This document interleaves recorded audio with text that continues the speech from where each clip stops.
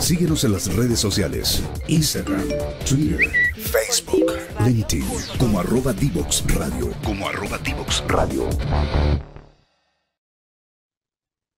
Y ya estamos de vuelta de nuestra primera pausa comercial aquí en Equilibradamente para hablar sobre trastorno bipolar y todas sus implicancias que tiene en salud mental. Como les presenté al principio del programa, nos acompaña Flavia Gal. Ella es presidenta de la Fundación Círculo Polar y además fundadora. ¿Cómo está, Flavia? Gracias por acompañarnos el día de hoy. Bien, Andrés, muchas gracias por esa invitación.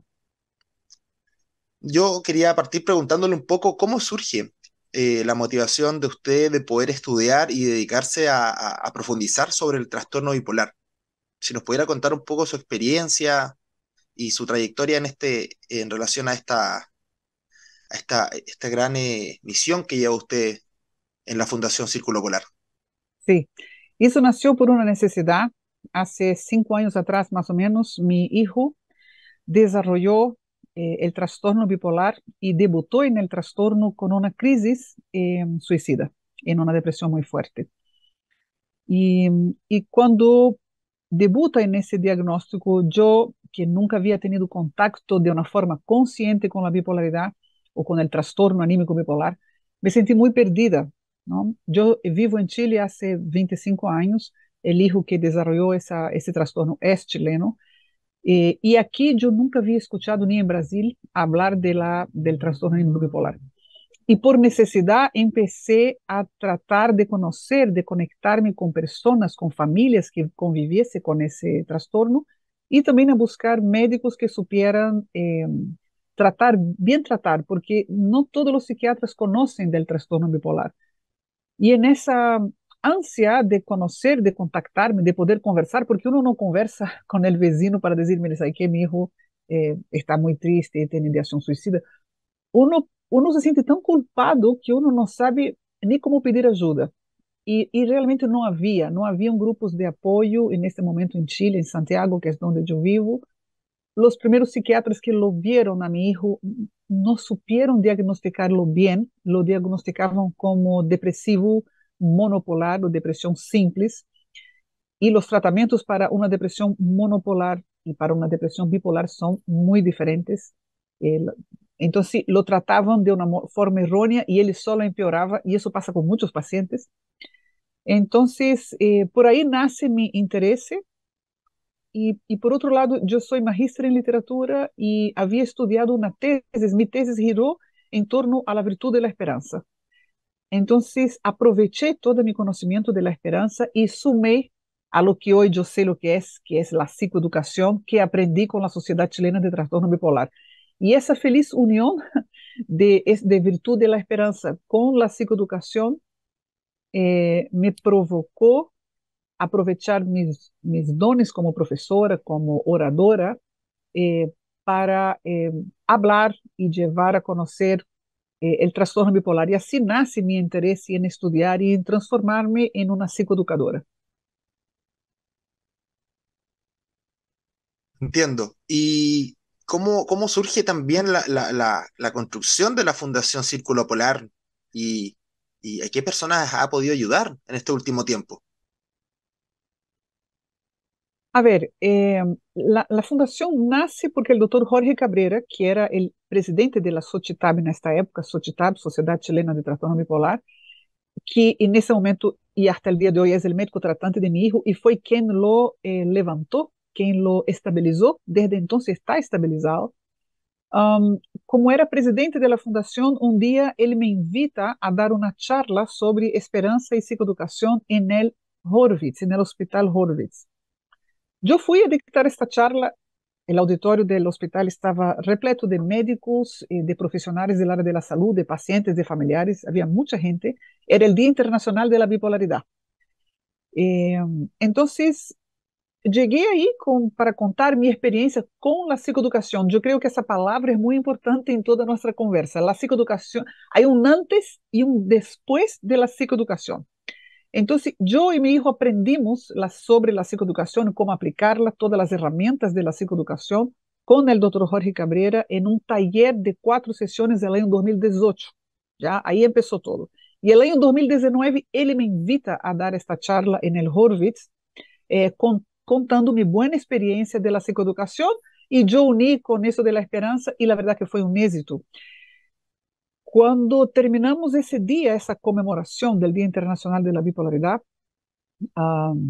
después de mi charla, varios médicos se acercaron, varios pacientes, varios familiares se agruparon, pidieron celulares, rápidamente se hizo un grupo de WhatsApp de 40 personas, por ejemplo. Y después ese grupo empezó a crecer. Nosotros hicimos una primera reunión después de ese día, en marzo de 2019, y la primera reunión tenía, no sé, 40 personas, gente de afuera también que venía, de afuera de Santiago. Después en la segunda reunión fueron 70 y después eso fue creciendo.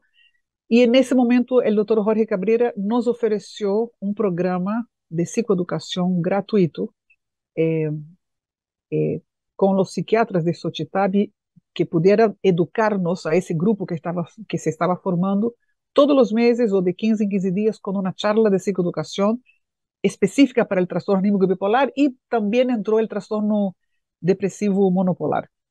Entonces, a partir de ahí, ese grupo de personas que estaban ahí, están los otros fundadores también, que son Paula Trujillo, paciente, y Andrés Milano, paciente también, y yo, nos juntamos, fundamos y empezaron, pasaron muchos directores por nuestra fundación, hasta que llegamos a al directorio que tenemos hoy, que se afirmó como el directorio definitivo. Pero a la fundación ayudaron mucho los pacientes, los familiares y los profesionales que estaban ese día en el Horvitz cuando surgió la idea de una fundación. Entiendo. Fue algo que al parecer ya tomó bastante tiempo poder configurarse en base a las necesidades que ustedes tenían. Así es, no es fácil hacer. Fundar es fácil, pero hacer que funcione no es fácil. Pasamos por muchos directores que entraban, salían. Fue muy difícil consolidar la directiva, y hoy la verdad que tenemos una directiva de lujo con Marcela Verne, y con Elena Chacaluga, eh, y ahora último con Rodrigo Valenzuela, y es una directiva de lujo realmente. Y estamos expandiendo nuestro, nuestra forma de gobernanza, porque eso no para de crecer. Nosotros empezamos con 40 personas, tenemos más de 10.000 seguidores hoy en Instagram, tenemos un banco de datos con 8.000 personas, eh, estamos conocidos, ya tenemos un renombre a nivel nacional e internacional. Entonces, bueno, eso. ¿Y cómo la Fundación Círculo Polar ayuda a las personas de trastorno bipolar? ¿Qué elementos les entregan para poder manejar sus trastornos? Sí, a ver, nosotros tenemos 4 productos, yo diría, que llamo de producto hoy porque no sé qué nombre poner, porque el primero de todos es un programa anual y gratuito de psicoeducación. ¿Ya? Esa alianza con Xochitl permaneció en el tiempo. De hecho, el doctor Jorge Cabrera es cofundador de nuestra fundación. Entonces, tenemos esta alianza con la ciencia. Nosotros todo lo que impartimos tiene que ver con la ciencia, y estamos relacionados con otras instituciones científicas en alianza también. Entonces, el primero sería el programa de psicoeducación, que cualquiera puede conectarse independientemente si tiene o no bipolaridad en la familia. Tenemos médicos que asisten nuestras charlas. Eso es una sesión online, y las personas que quieran participar de esta sesión sin ningún costo tienen que entrar en nuestra página web y registrarse, y van a empezar a recibir nuestros emails de invitación y las notificaciones de nuestra fundación. Eso es una cosa. La segunda cosa es un curso de apoyo a pares que nosotros nos capacitamos en Estados Unidos con la DBSA, transformamos este curso, adaptamos ese curso de apoyo a pares para Chile. Yo contribuí en este curso porque también puse elementos de mi tesis de la virtud de la esperanza, y Xochitl puso la parte de psicoeducación que ellos no tenían allá. Entonces hicimos un nuevo curso para Chile y adaptado con esos 3 elementos, y ese curso ha sido muy importante dentro de nuestra fundación, porque nosotros capacitamos a nuestros pacientes como oradores de su propia experiencia con el TAB y con la psicoeducación, para poder compartir y prestar esperanza y psicoeducación a otros pacientes o a otras personas que quieran aprender sobre salud mental, sobre el bienestar en salud mental con nosotros. Entonces, por ejemplo, hoy día tenemos un contrato con la Cámara Chilena de Construcción en que los pacientes nuestros capacitados por este curso dictan clases de bienestar en la Cámara Chilena de Construcción en más de una obra. Esa relación con la Cámara empezó a fines del año pasado. Nosotros hicimos un piloto en una obra de Valparaíso, fue muy bonito el piloto, fue exitoso. Y nos llamaron otra vez este año y ahora acabamos de concluir una segunda generación, digamos así, de trabajadores de pares dentro de la Cámara Chilena en varias obras diferentes y los relatores, los tutores, son nuestros pacientes que están capacitados por el Círculo Polar. Entonces, con eso también estamos haciendo una especie de inserción laboral. Yo no diría una inclusión porque ellos no están contratados dentro de la Cámara, pero sí están siendo remunerados por relatar su experiencia capacitados por nosotros. Y moviéndonos un poco más como en tierra derecha de lo que es el trastorno bipolar. ¿Qué es el trastorno bipolar? ¿Qué nos podría contar usted, más o menos a grandes rasgos, para que las personas que nos están escuchando puedan entender en qué consiste? Sí, el trastorno bipolar, de acuerdo a lo que nosotros aprendemos en psicoeducación con los psiquiatras de Xochitl, es un trastorno que tiene dos partes importantes, una parte genética y una parte que tiene que ver con el entorno, ¿no? Entonces, el paciente trae su gen de la bipolaridad, ¿no? Trae una predisposición para desarrollar la bipolaridad. Pero hay pacientes o potenciales pacientes que nunca van a desarrollar el trastorno porque tienen un entorno muy contenedor, muy seguro, un entorno que no es adverso, donde esa persona que tiene el gen no va a desarrollar la bipolaridad. Y al revés, que fue lo que pasó con mi hijo. Ele traía el gen, nadie sabe cuando el bebé nace, ¿no? Ele traía el gen y el contorno donde él nació y creció fue muy adverso. Yo, por ejemplo, como madre, tenía una depresión, su papá tenía una bipolaridad no diagnosticada, entonces el entorno afectivo no fue lo ideal para que él no desarrollara su trastorno anímico bipolar. Es una enfermedad que cursa, que de una vez que se desata va a estar presente en toda la vida de la persona, eh, y tiene tres estados conocidos que son la depresión, el estado de estabilidad y la manía o la hipomanía. Puede cursar en esas tres etapas la enfermedad. Y el desafío de una persona que tiene el trastorno bipolar y de su familia es poder estar la mayor parte del tiempo en el periodo de la estabilidad sin caer en la depresión y sin caer en la hipomanía o en la manía. Cuando hace referencia a periodos depresivos, se refiere como a una depresión como tal. Quiero decir, es un periodo en el cual por lo menos 14 días el paciente se siente triste, sin ganas de hacer nada, con muy poca motivación. Y por otro lado, cuando hablamos de manía o hipomanía, también involucra un periodo en el cual el paciente está con mucho ánimo, mucha energía, está haciendo muchas cosas y no sé si nos podría profundizar un poco más en esos síntomas. Sí, mira, la depresión bipolar tiene dos características para mi gusto que hacen diferente de una depresión monopolar. La depresión bipolar, ella es muy extensa en el tiempo. El paciente puede quedar meses en una depresión bipolar. Es muy profunda, muy persistente y conlleva muchas veces la ideación suicida, ¿no?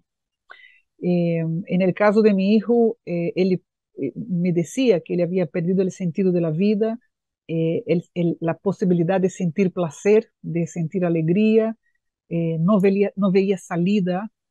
eh, entonces la depresión bipolar, ella es muy permanente en el tiempo y es recurrente si el paciente no está con un estabilizador bueno para él, ¿no? Ella es recurrente, esa depresión. Ella va a venir, ella es cíclica, ¿no? Entonces el paciente necesita un estabilizador para mantenerse en la eutimia, que es como llamamos el periodo de estabilidad. Y la manía o la hipomanía, las características de la hipomanía o de la manía del trastorno bipolar incluye una alegría que no es natural en el paciente. Incluye también, a veces, depende, ¿no? Los síntomas varían de paciente a paciente, una manía de grandeza por ejemplo, algunos pacientes tienen episodios místicos, ¿no? Que se imaginan que son personas sobrenaturales. Hay algunos que incurren en muchos gastos o que tienen una hipersexualidad, por ejemplo. La manía porque existe manía y hipomanía dependiendo del subtipo de bipolaridad. La hipomanía es un poquito más discreta y la manía ya es más evidente, es lo que vemos en las películas, ¿no? Que hay muchas películas que la retratan de una forma un poco caricaturizada, pero existe. Eh, Eso, entonces sería la depresión y la manía que se oscilan, que ellas son recurrentes y alternando también con el periodo de estabilidad. Nosotros en psicoeducación enseñamos al paciente a diseñar su gráfica vital, a hacer registro de su ánimo diariamente para conocer cuál es el curso de su enfermedad y de su TAB, de su trastorno anímico bipolar, y así poder evitar las fases y poder estar el máximo de tiempo en estabilidad. De hecho, un paciente que está bien medicado con un buen estabilizador y con mucha psicoeducación, porque cuanto más psicoeducación, menos remedio se toma, un paciente puede estar 10, 20, 30 años estable, pero hay que conseguir el médico que se vincule bien con el paciente, el estabilizador propio para este paciente y fundamental que el entorno anímico del paciente, el entorno, las personas con quien vive y trabaja y el entorno social esté también psicoeducados, empáticos con esa persona, que haya buen vínculos de confianza. El paciente puede estar mucho tiempo estable. Para nuestros auditores, también quería hacer hincapié en este punto que muchas personas dicen, es que cuando tengo cambios anímicos durante el día, soy bipolar, ando bipolar porque tengo cambios abruptos de ánimo. La bipolaridad, como mencionaba nuestra invitada, son periodos de depresión o de manía o de hipomanía prolongados en tiempo en el cual hay variaciones de una depresión a una manía, una hipomanía, no son cambios repentinos durante el mismo día o periodos breves de tiempo. Eso igual es importante destacarlo porque, como usted también debe saber, es como un mito que en la sociedad se escucha mucho. No, lo que la sociedad hace muchas veces, y me incluyo antes de conocer todo ese tema, podemos equivocarnos en ser despectivo con la palabra bipolar y usar la bipolaridad para cualquier cosa. Ese tipo es bipolar, sin entender profundamente qué es el trastorno anímico bipolar. Ahora, si un paciente en el mismo día existe un subtipo de bipolaridad y también en varios tipos de bipolaridad, que se puede ver un cambio de humor repentino durante el día, eso puede pasar, pero es tan más que eso que no podemos ser reduccionistas, ¿no? De que la persona cambió de humor, porque una cosa que yo, Flavia, por ejemplo, que no tengo el diagnóstico aún, por lo menos, porque yo soy una gran candidata, tenga un cambio de humor rápido porque me pasó algo. Otra cosa es que eso sea recurrente, que tú pases meses, semanas, mucho tiempo con esos cambios de humores y con otras características también, ¿no? Que no es solo ese cambio de humor y no es una cosa que pasa puntual, eso se extiende en el tiempo. Es muy importante el tiempo en la bipolaridad. Y además que eh, después de una manía depresiva va a venir una manía maníaca, si la persona no está estabilizada. Y después de una manía va a venir una depresión. Eso es recurrente, ¿no? Y es oscilante así. Entonces, yo creo que nosotros tenemos que comprender mucho no lo que es la bipolaridad en sí, pero cómo podemos llevar a todos los pacientes que sufren de la salud mental eh, a conseguir su estabilidad y su lugar en la sociedad. Y para eso nosotros tenemos que estar psicoeducados. Yo creo que ese es el gran desafío, que la sociedad encare los trastornos mentales o las enfermedades mentales con la misma seriedad y el mismo respeto que encaramos las falencias y las dolencias físicas, ¿no? Como una diabetes, como un cáncer, como tantas otras enfermedades que nosotros consideramos pensamos, somos más empáticos. La salud mental necesita eso también, que la sociedad sea más empática y para eso tenemos que estar psicoeducados, tenemos que entender que todos hacemos parte de la salud mental de todos y que la diferencia entre una patología y un estado, entre comillas, normal es muy pequeña, ¿entiendes? Se nos ha pasado súper rápido el tiempo en esta grata conversación, así que la voy a invitar a una breve pausa comercial y volvemos. Listo, muchas gracias.